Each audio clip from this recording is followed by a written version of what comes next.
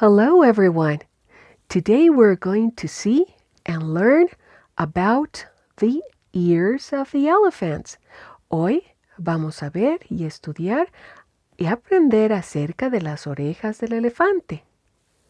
Why do elephants have big ears? ¿Por qué los elefantes tienen orejas grandes?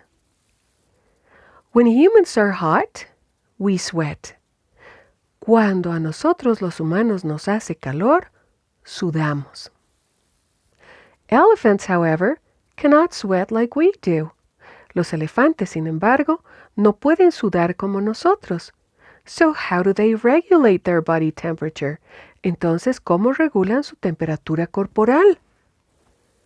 Elephants are huge. Los elefantes son enormes, which means they produce a lot of body heat, lo que significa que ellos producen mucho calor corporal.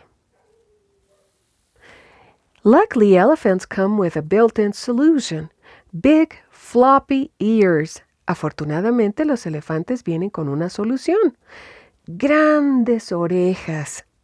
Estas orejas están llenas de una intrincada red de venas.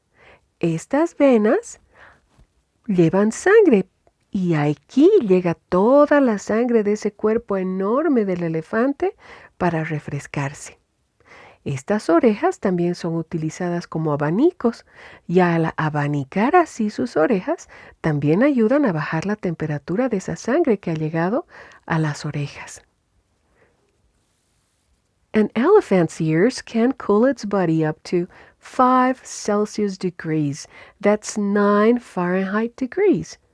Un elefante, las orejas de un elefante pueden bajar la temperatura hasta 5 grados Celsius. Eso quiere decir como 9 grados Fahrenheit. Aquí vemos un elefante africano, el elefante de la izquierda, y un elefante asiático, el elefante de la derecha. ¿Ven el tamaño de sus orejas? Las orejas del elefante africano son muy grandes porque viven en un lugar donde hace mucho calor y necesitan tener estas orejas grandes para refrescar su sangre.